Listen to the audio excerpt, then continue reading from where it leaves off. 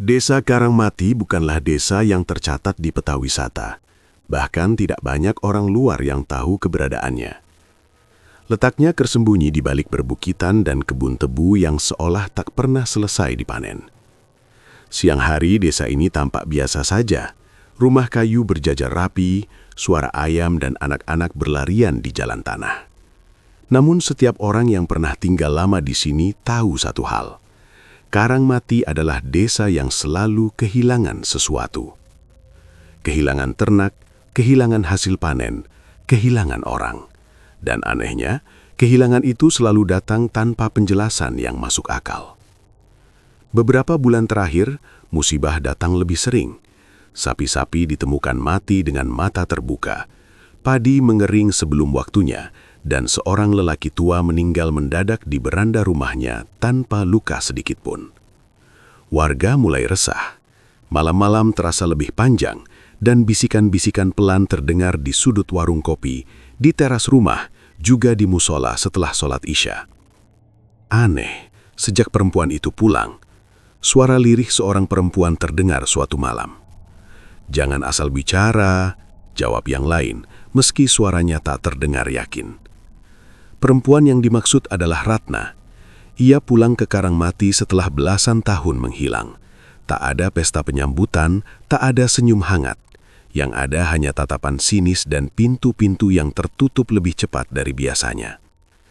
Ratna tinggal di rumah peninggalan orang tuanya di ujung desa. Rumah tua yang catnya mengelupas dan halaman depannya ditumbuhi ilalang setinggi pinggang. Tak ada yang benar-benar tahu apa yang Ratna lakukan selama pergi.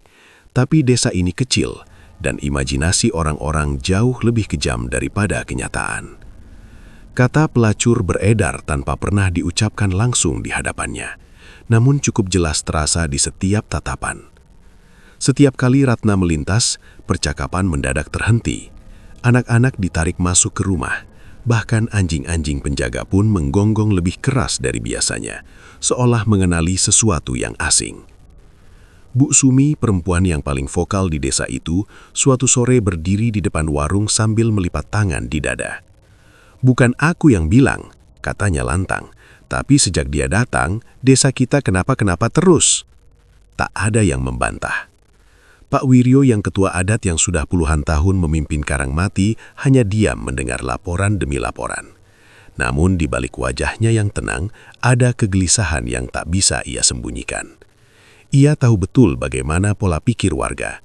Desa ini mudah percaya pada tanda-tanda, mudah menyalahkan satu sosok untuk semua penderitaan. Dan Ratna terlalu cocok dijadikan kambing hitam. Ratna sendiri memilih diam. Ia jarang keluar rumah kecuali untuk ke pasar atau mengambil air. Setiap malam lampu di rumahnya menyala sampai larut, dan kadang terdengar suara Ratna berbicara pelan, seolah sedang menenangkan seseorang. "Tenang, Din, kita nggak lama di sini," ucapnya suatu malam, tanpa tahu ada telinga yang menguping dari balik pagar bambu. Kehilangan kembali terjadi. Kali ini lumbung padi di sisi barat desa terbakar habis. Api padam sebelum subuh, tapi bau hangusnya bertahan hingga siang. Tidak ada yang melihat siapa pelakunya. Namun anehnya, pagi itu hampir semua warga memandang ke arah rumah Ratna. Tatapan itu bukan lagi sekadar curiga, ada amarah di dalamnya. Sejak saat itu nama Ratna disebut dalam setiap musyawarah, setiap doa keselamatan, bahkan dalam mimpi buruk warga. Ia dianggap tanda buruk yang berjalan, bayangan kelam yang membawa kesialan. Dan desa Karangmati yang selalu kehilangan, perlahan mulai menemukan satu hal yang ingin mereka singkirkan. Tanpa sadar, kebencian telah tumbuh. Dan ketika kebencian diberi alasan, ia hanya butuh satu percikan kecil untuk berubah menjadi api. Bab ini adalah awal dari segalanya. Awal dari sebuah keputusan keliru yang kelak akan ditagih dengan harga yang jauh lebih mahal dari yang pernah dibayangkan siapapun di desa Karangmati.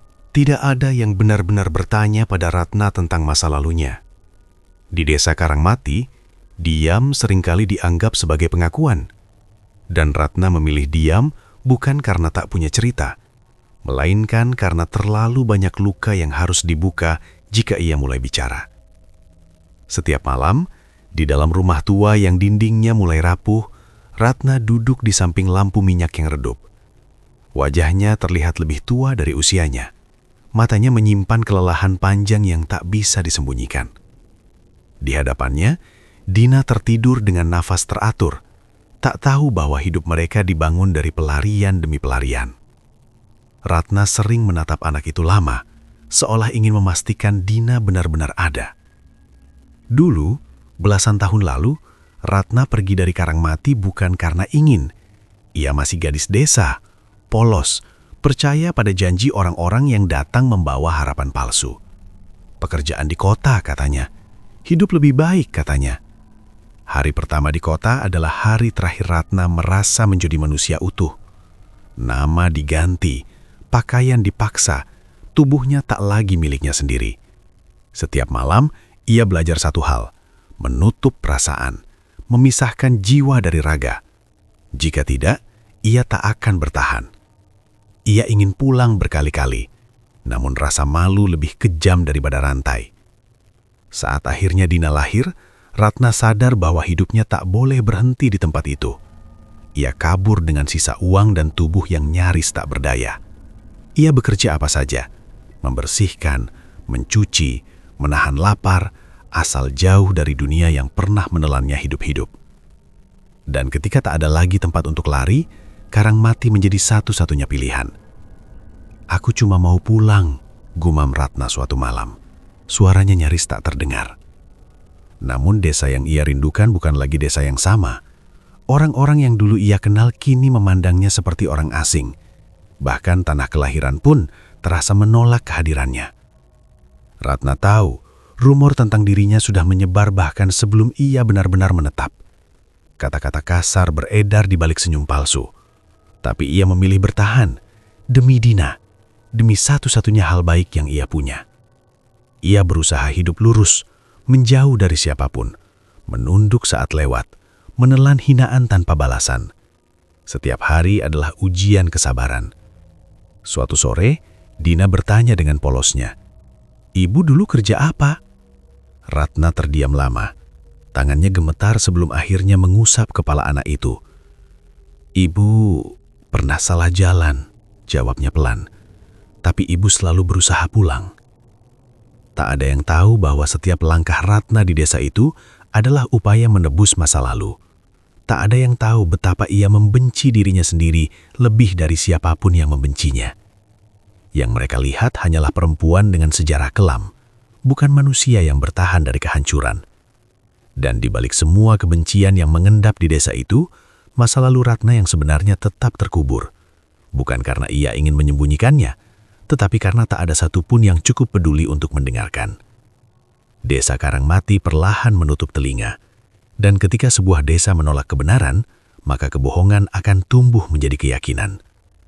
Tanpa disadari Ratna, masa lalunya yang tak pernah ia ceritakan justru sedang disusun ulang oleh orang lain. Disederhanakan, dipelintir, dijadikan alasan. Dan dari situlah malapetaka mulai mencari jalannya sendiri. Musibah di desa Karangmati tak lagi datang seperti tamu yang mengetuk pintu. Ia menerobos masuk, kasar, tanpa permisi, dan meninggalkan jejak ketakutan di setiap sudut desa. Setelah kebakaran lumbung padi di sisi barat, tidak ada malam yang benar-benar tenang. Api memang telah padam, tapi kecurigaan justru menyala lebih terang dari sebelumnya. Warga berkumpul hampir setiap malam, bukan untuk mencari solusi, melainkan untuk saling menguatkan prasangka. Nama Ratna selalu muncul, disebut perlahan di awal, lalu diucapkan terang-terangan seiring bertambahnya amarah. "Ini bukan kebetulan," kata Joko, pemuda desa yang suaranya paling keras di antara yang lain. "Sebelum dia datang, desa kita aman-aman saja."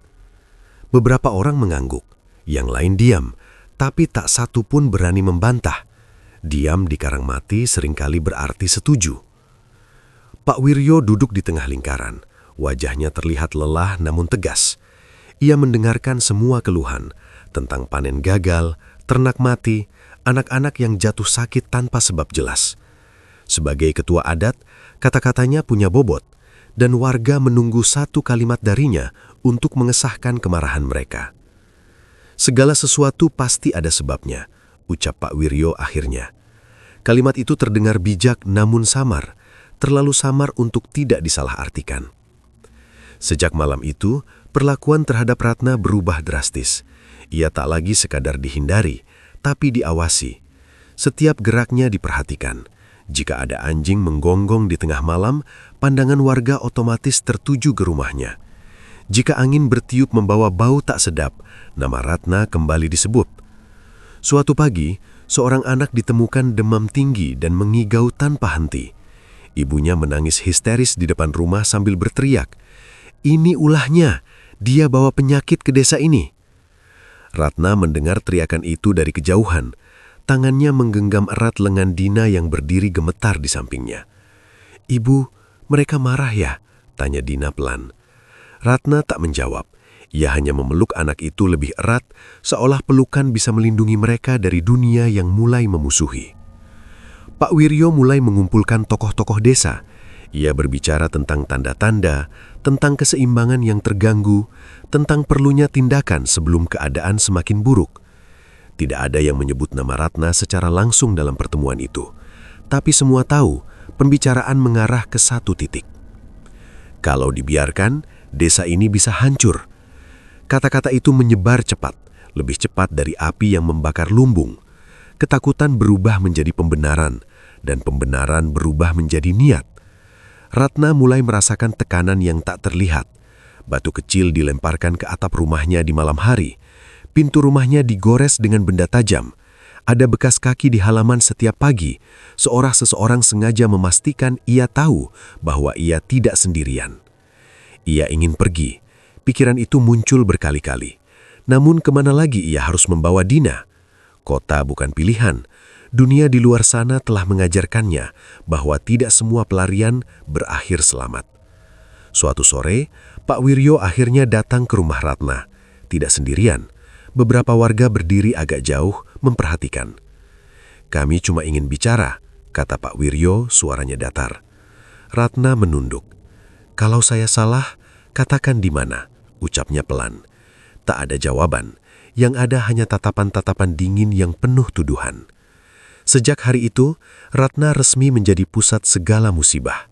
Setiap kejadian buruk menemukan wajahnya. Setiap doa keselamatan menyelipkan namanya sebagai sumber masalah. Desa Karangmati yang selalu kehilangan, kini merasa telah menemukan penyebabnya. Dan ketika sebuah desa yakin bahwa penderitaannya berasal dari satu orang, maka orang itu berhenti diperlakukan sebagai manusia. Ia berubah menjadi simbol, menjadi sasaran, menjadi sesuatu yang dalam pikiran mereka harus disingkirkan. Ratna belum tahu apa yang sedang disiapkan untuknya, tapi firasat buruk mulai mengendap di dadanya, berat, menyesakkan, seperti asap sebelum api benar-benar menyala. Malam itu turun lebih cepat dari biasanya di desa Karangmati. Langit tidak sepenuhnya gelap, namun tak satu pun bintang terlihat. Awan menggantung rendah, tebal, seolah ikut menyaksikan sesuatu yang tak seharusnya terjadi. Angin berembus pelan, membawa bau tanah basah dan kegelisahan yang tak terucap. Ratna sedang menyiapkan makan malam ketika suara langkah kaki terdengar dari luar rumah. Bukan satu atau dua, melainkan banyak. Terlalu banyak untuk disebut kebetulan. Dina mendongak dari tikar, matanya membesar. "Ibu, siapa?" bisiknya. Ratna berdiri perlahan, jantungnya berdetak tak beraturan. Ia sudah lama menunggu malam seperti ini, meski berharap firasatnya salah. Ketukan keras menghantam pintu, tidak meminta izin, lebih mirip perintah. "Ratna, keluar." Suara Joko terdengar jelas, dingin, tanpa ragu. Ratna membuka pintu. Cahaya obor menyorot wajahnya, menyilaukan mata. Di hadapannya berdiri belasan warga, sebagian membawa kayu, sebagian lagi hanya membawa tatapan penuh kebencian. Di antara mereka, Pak Wiryo berdiri paling depan. "Ada apa, Pak?" tanya Ratna pelan, suaranya nyaris tenggelam. "Desa ini butuh jawaban," jawab Pak Wiryo singkat, "dan malam ini semuanya harus selesai." Tak ada kesempatan untuk membela diri. Tangan Ratna ditarik kasar. Dina berteriak, menangis, memeluk kaki ibunya. Tolong jangan bawa ibu. Ratna berlutut, memeluk Dina erat-erat. Jangan takut, bisiknya dengan suara bergetar. Apapun yang terjadi, ibu sayang kamu. Seseorang menarik Dina menjauh. Tangisan anak itu memecah malam, namun tak satu pun tangan terulur untuk menghentikan semuanya. Ratna diseret menuju lapangan tua di tengah desa, tempat yang jarang digunakan kecuali untuk upacara adat. Tanahnya keras, dingin, dan terasa asing meski ia lahir di desa ini. Warga berkumpul membentuk lingkaran. Obor-obor menyala, bayangan mereka menari di tanah, menciptakan wajah-wajah yang terasa bukan lagi manusia. Di tengah lapangan, sebuah tiang kayu telah berdiri, terlalu rapi untuk disebut persiapan mendadak. Ratna menatapnya lama, nafasnya tercekat. "Ini bukan pengadilan," ucapnya lirih. "Aku bahkan belum diadili." "Ini demi keselamatan desa," sahut seseorang dari kerumunan. Tangan Ratna diikat ke tiang, tali kasar menggesek kulitnya. Ia merasakan sakit, namun yang lebih perih adalah kenyataan bahwa tak satu pun wajah yang dikenalnya menunjukkan keraguan. Semua mata menatapnya seperti sesuatu yang harus dimusnahkan. Ratna mengangkat kepala, suaranya bergetar namun jelas. "Aku lahir di sini, aku juga manusia." Beberapa orang menunduk, namun lebih banyak yang memalingkan wajah, seolah kata-kata itu tak pernah terdengar. Pak Wiryo melangkah maju. "Kalau memang kau tidak bersalah, maka desa ini akan kembali tenang setelah ini." Ratna tersenyum pahit. Ia akhirnya mengerti. Malam ini bukan tentang kebenaran. Ini tentang ketakutan yang butuh korban. Api belum dinyalakan, tapi udara sudah terasa panas. Ratna memejamkan mata, mencoba mengingat wajah Dina, suara tawanya, hal-hal kecil yang ingin ia jaga tetap hidup di ingatannya. Ia menarik nafas dalam-dalam. "Kalau ini yang kalian pilih," katanya dengan suara serak, "ingat satu hal, kebencian tidak pernah berhenti di satu nyawa." Tak ada jawaban, hanya bunyi kayu diseret dan langkah kaki yang mundur perlahan. Malam itu, desa Karangmati menggelar penghakiman tanpa hukum, tanpa belas kasih, dan tanpa menyadari bahwa mereka sedang membuka pintu bagi sesuatu yang jauh lebih mengerikan daripada semua musibah yang pernah mereka alami. Dan di bawah langit yang bisu, Ratna berdiri terikat, menunggu keputusan yang sudah ditentukan, bahkan sebelum ia sempat membela diri. Api selalu dimulai dari sesuatu yang kecil. Percikan, gesekan, niat yang dibiarkan tumbuh tanpa dicegah. Di lapangan tua desa Karangmati, api itu bukan sekedar nyala, melainkan keputusan yang akhirnya diwujudkan. Obor-obor didekatkan ke tumpukan kayu di sekitar kaki Ratna. Wajah-wajah di sekelilingnya tampak tegang, namun tak ada satupun yang benar-benar menghentikan langkah berikutnya. Ratna berdiri terikat, napasnya tersengal, tubuhnya gemetar bukan hanya karena takut, tetapi karena hawa panas yang mulai merayap perlahan. Asap tipis naik ke udara, membuat matanya perih. Ia membuka mata, menatap kerumunan itu satu persatu, mencoba mencari wajah yang pernah ia kenal sebagai tetangga, sebagai keluarga, sebagai sesama manusia. Tak ia temukan. "Masih sempat," suara Ratna pecah. Serak. "Aku tidak pernah berniat mencelakai siapapun." Kata-kata itu jatuh ke tanah, tak diangkat siapapun. Api menyentuh kayu. Nyala kecil muncul, lalu membesar dengan cepat, seolah sudah lama menunggu saat ini.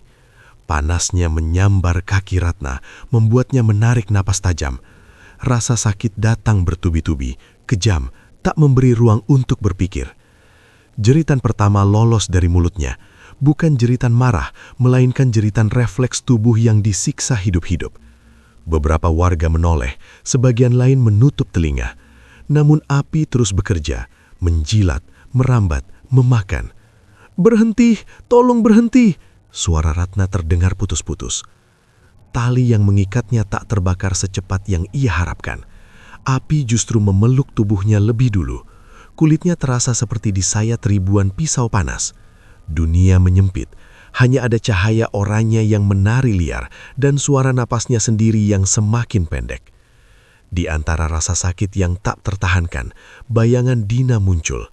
Wajah kecil itu, tangannya yang sering menggenggam jari Ratna erat-erat, suaranya yang memanggil ibu dengan nada polos. Ratna menangis, bukan karena api, tetapi karena satu hal yang paling ia takutkan, meninggalkan anak itu sendirian. "Dina!" desahnya lirih, hampir tak terdengar. Api kini mencapai dadanya, asap tebal memenuhi paru-parunya. Jeritannya berubah menjadi suara parau yang menyayat, lalu melemah. Namun sebelum kesadarannya benar-benar runtuh, sesuatu di dalam diri Ratna bangkit. Bukan kemarahan semata, melainkan kesadaran pahit tentang ketidakadilan yang ia terima hingga akhir hayatnya. Ia mengumpulkan sisa tenaga. Kepalanya terangkat, matanya terbuka meski perih, menatap Pak Wiryo yang berdiri tak jauh darinya. "Kalian pikir ini akhir," katanya terputus-putus. "Tapi penderitaan tidak mati bersamaku." Api mengaum lebih keras, seolah menanggapi. "Setiap rasa sakit yang kalian berikan," lanjut Ratna dengan napas terakhirnya, "akan kembali satu persatu." Kata-kata itu bukan ancaman yang dilontarkan dengan amarah, melainkan janji yang lahir dari keputusasaan paling dalam. Jeritan terakhir Ratna menggema di lapangan tua itu, lalu terhenti tiba-tiba. Tubuhnya terkulai, api masih menyala, namun suara itu telah hilang. Yang tersisa hanyalah bau daging terbakar dan keheningan yang terasa salah, seolah sesuatu telah dilepaskan ke dunia tanpa bisa ditarik kembali. Malam itu, desa Karangmati memang kehilangan Ratna. Namun tanpa mereka sadari, desa itu juga kehilangan satu-satunya kesempatan untuk tetap menjadi tempat yang manusiawi. Dan bersama jeritan terakhir Ratna, sesuatu yang lain lahir, sesuatu yang tidak ikut terbakar, sesuatu yang akan mengingat setiap wajah, setiap suara, dan setiap keputusan yang diambil di bawah cahaya api malam itu. Setelah malam pembakaran itu, desa Karangmati memang kembali sunyi. Tidak ada lagi rapat darurat, tidak ada lagi teriakan saling menyalahkan. Api telah padam, dan abu Ratna dikuburkan seadanya di tepi lapangan tua, tanpa doa panjang, tanpa nama yang tertulis. Warga mengira semuanya telah selesai. Mereka percaya pengorbanan telah dilakukan. Namun ketenangan itu terasa ganjil, terlalu cepat, terlalu kosong. Malam-malam berikutnya terasa lebih dingin, meski musim kemarau belum berakhir. Anjing-anjing melolong tanpa sebab jelas, lalu mendadak diam seolah dicekik oleh ketakutan yang tak terlihat. Udara di desa membawa bau samar, bukan bau api, tapi sesuatu yang mengingatkan pada malam itu.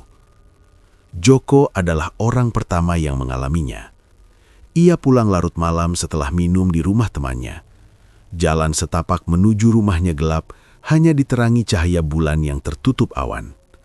Saat melewati ladang kosong di dekat lapangan tua, langkahnya terhenti. Udara di sekelilingnya mendadak panas. Bukan hangat, tapi menyengat, seperti berdiri terlalu dekat dengan api unggun. "Siapa itu?" teriak Joko, berusaha terdengar berani. Tak ada jawaban. Namun dari kejauhan, ia melihat sosok berdiri diam di tengah ladang. Tubuhnya hitam legam seolah terbakar, dengan asap tipis mengepul dari kulitnya. Joko mundur selangkah, jantungnya berdegup keras. "Ini cuma perasaan," gumamnya, lebih untuk meyakinkan diri sendiri. Sosok itu bergerak mendekat. Setiap langkahnya meninggalkan bekas hangus di tanah. Joko ingin lari, tapi kakinya terasa berat, seperti ditahan sesuatu dari dalam tanah. "Kau yang paling keras berteriak malam itu."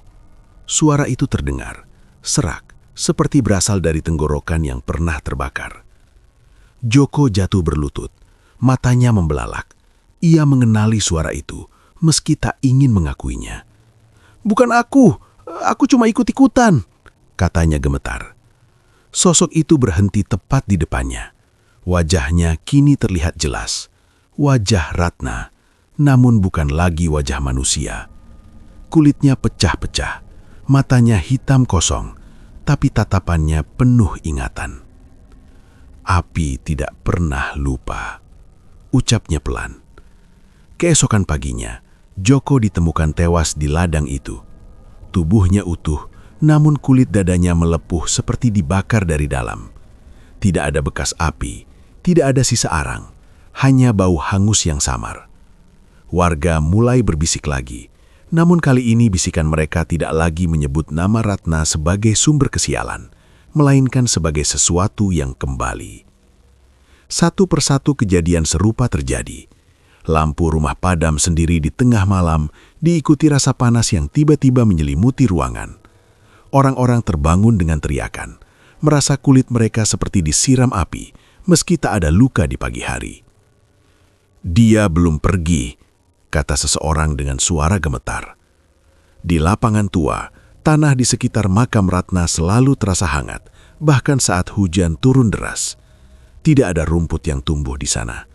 Abu seolah terus mengepul dari dalam tanah, menolak dingin, menolak dilupakan. Arwah Ratna tidak gentayangan dengan amarah membabi buta. Ia muncul terarah, seolah tahu persis siapa yang harus ia datangi. Setiap malam, satu nama seakan dipanggil, satu wajah diingat. Ini belum selesai. Suara itu terdengar dalam mimpi-mimpi warga. Desa Karangmati mulai menyadari kesalahan mereka, namun penyesalan datang terlambat. Apa yang mereka bakar malam itu bukan hanya tubuh seorang perempuan, melainkan batas antara hidup dan mati. Dan kini, batas itu telah runtuh. Arwah Ratna tidak benar-benar pergi bersama api. Ia tetap tinggal, menyala tanpa nyala, membara tanpa asap. Sebuah dendam yang tidak membutuhkan tubuh, tidak membutuhkan obor, karena ia hidup dari ingatan dan rasa bersalah. Dan selama ingatan itu masih ada, selama api malam itu belum dilupakan, arwah Ratna akan terus berjalan di desa Karangmati. Tak pernah padam, tak pernah selesai. Kematian Joko tidak dianggap sebagai peringatan. Di desa Karangmati, ketakutan selalu datang belakangan, setelah rasa aman runtuh sepenuhnya. Awalnya, warga mencoba mencari penjelasan lain, penyakit kulit, serangan jantung, atau kecelakaan aneh. Apapun asalnya, asal bukan Ratna, bukan arwah yang mereka bakar dengan tangan mereka sendiri. Namun kejadian demi kejadian menolak untuk dijelaskan secara masuk akal. Bu Sumi mulai sering terbangun di tengah malam dengan tubuh basah oleh keringat. Ia mengaku merasakan panas dari dalam dadanya, seperti ada bara yang perlahan menyala. Setiap ia memejamkan mata, ia melihat lapangan tua itu lagi, melihat Ratna terikat, mendengar jeritan yang dulu ia abaikan. "Jangan lihat aku!" Bu Sumi pernah berteriak dalam tidurnya. "Aku cuma ikut."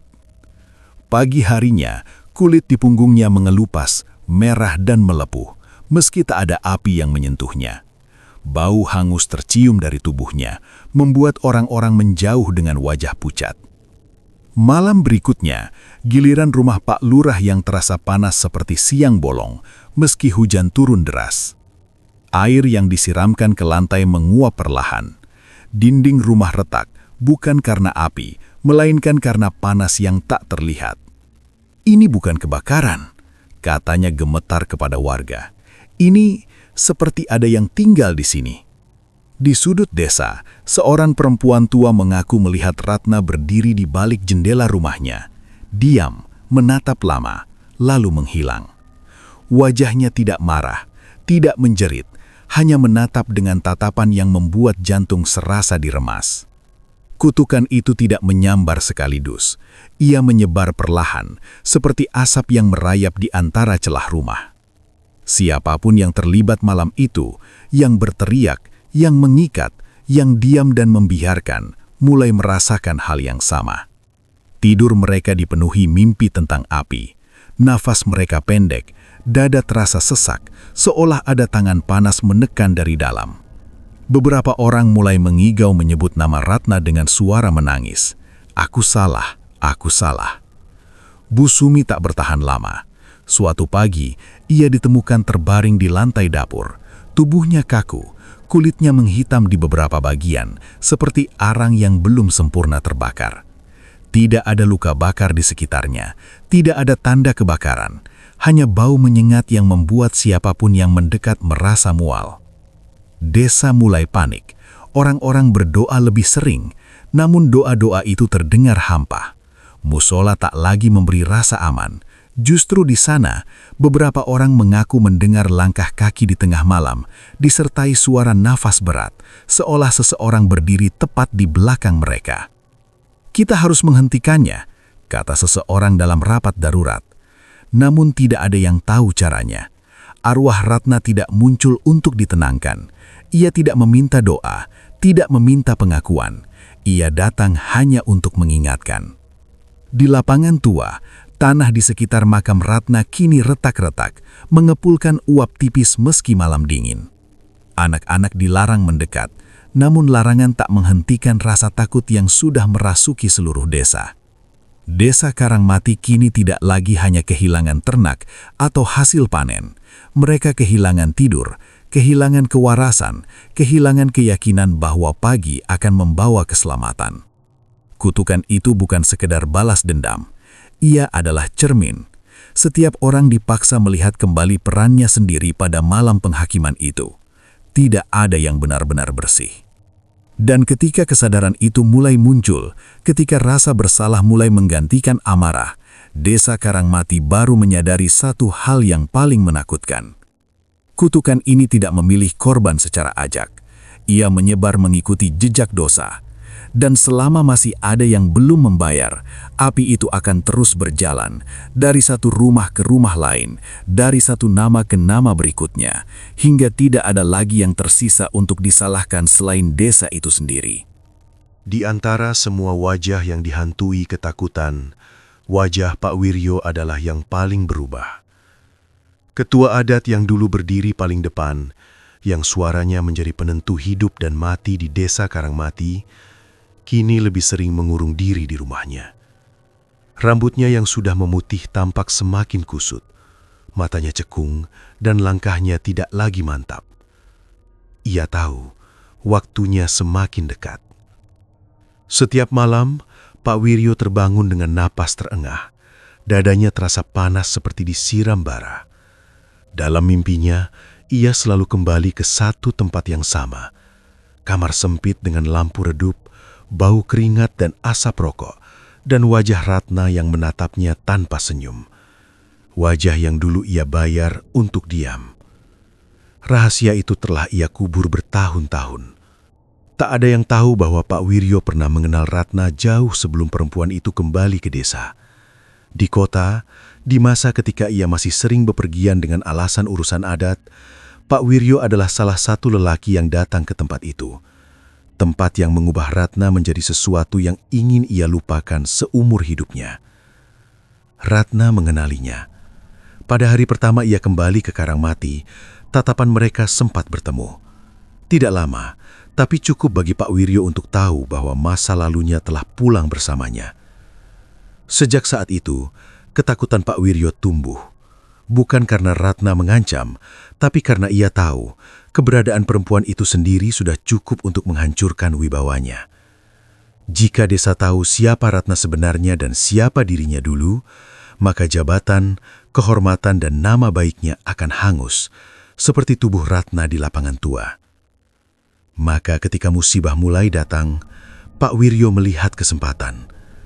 Ia tidak langsung menunjuk Ratna, ia hanya mengarahkan, menggiring ketakutan warga, menyulut kecurigaan, dan membiarkan kebencian tumbuh dengan sendirinya. Hingga malam penghakiman itu tiba, dan api melakukan sisanya.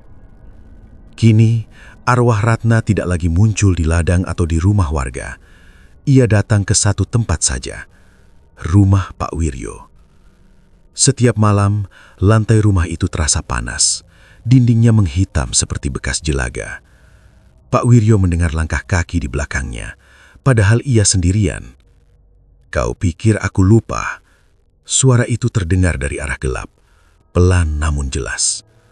Pak Wiryo berlutut, tubuhnya gemetar hebat. "Aku hanya ingin melindungi desa," katanya terisak. "Tidak," jawab suara Ratna. "Kau melindungi dirimu sendiri." Bayangan Ratna muncul di depannya.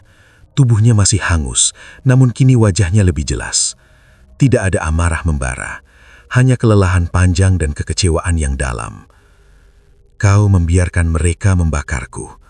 Padahal kau tahu siapa aku. Padahal kau tahu aku korban.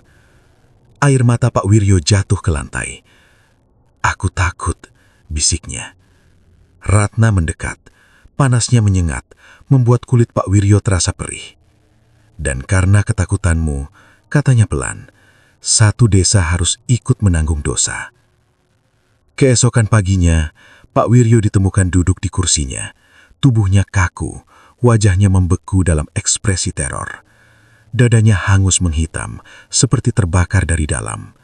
Di tangannya tergenggam kain lama, kain yang dulu milik Ratna, yang entah bagaimana bisa berada di sana.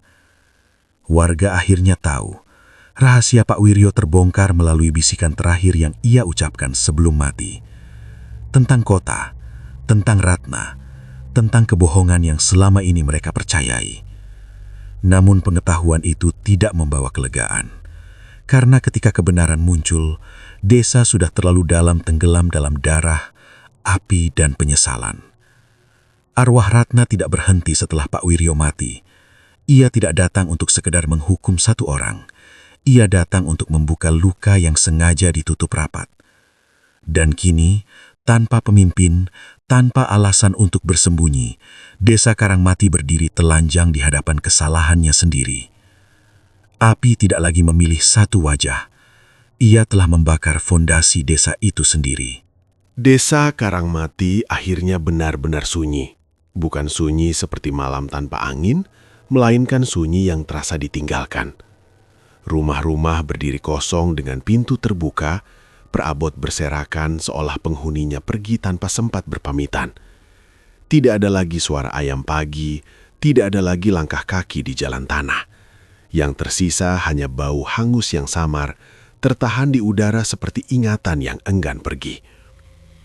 Orang-orang yang masih hidup memilih pergi satu persatu. Ada yang lari ke desa tetangga, ada yang tak pernah kembali setelah menghilang di malam hari. Tidak ada yang berani tinggal lama. Setiap sudut Karangmati menyimpan cerita, dan setiap cerita membawa rasa panas di dada. Lapangan tua kini retak dan hitam. Tanahnya tidak lagi menumbuhkan apapun. Di tempat Ratna dibakar, tidak ada nisan, tidak ada nama.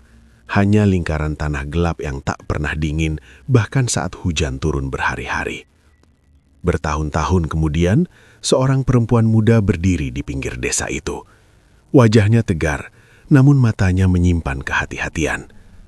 Dina telah dewasa. Ia kembali bukan untuk menetap, melainkan untuk memastikan satu hal, bahwa masa lalu benar-benar telah selesai. Ia melangkah perlahan, menyusuri jalan yang dulu sering ia lewati sambil menggenggam tangan ibunya.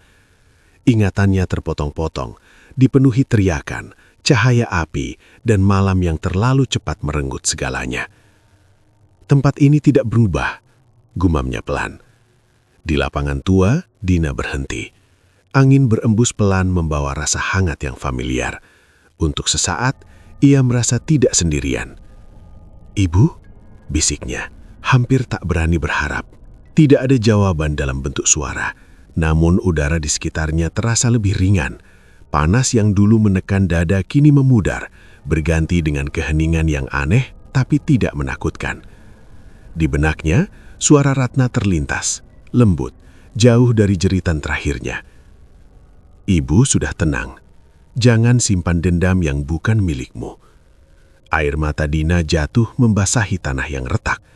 Untuk pertama kalinya ia tidak merasa takut pada tempat ini, hanya sedih.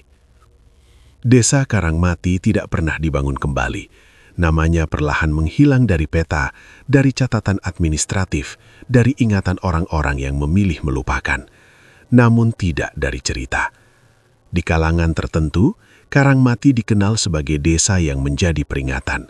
Sebuah arsip gelap tentang apa yang terjadi ketika ketakutan lebih dipercaya daripada kemanusiaan. Tentang bagaimana satu kebohongan bisa membakar banyak nyawa. Tidak ada lagi arwah yang gentayangan. Tidak ada lagi jeritan di malam hari. Api telah selesai menjalankan tugasnya. Yang tersisa hanyalah bekasnya, dalam tanah, dalam ingatan, dan dalam cerita yang terus diceritakan dari mulut ke mulut. Desa itu kini hanyalah puing, tapi kisahnya hidup. Tersimpan sebagai arsip hitam mengingatkan bahwa kejahatan yang dilakukan bersama-sama seringkali terasa benar, sampai akhirnya sejarah yang menghakimi. Dan di antara abu yang tersisa, nama Ratna tidak lagi disebut sebagai pembawa sial, melainkan sebagai korban dari sebuah desa yang lupa bagaimana caranya menjadi manusia.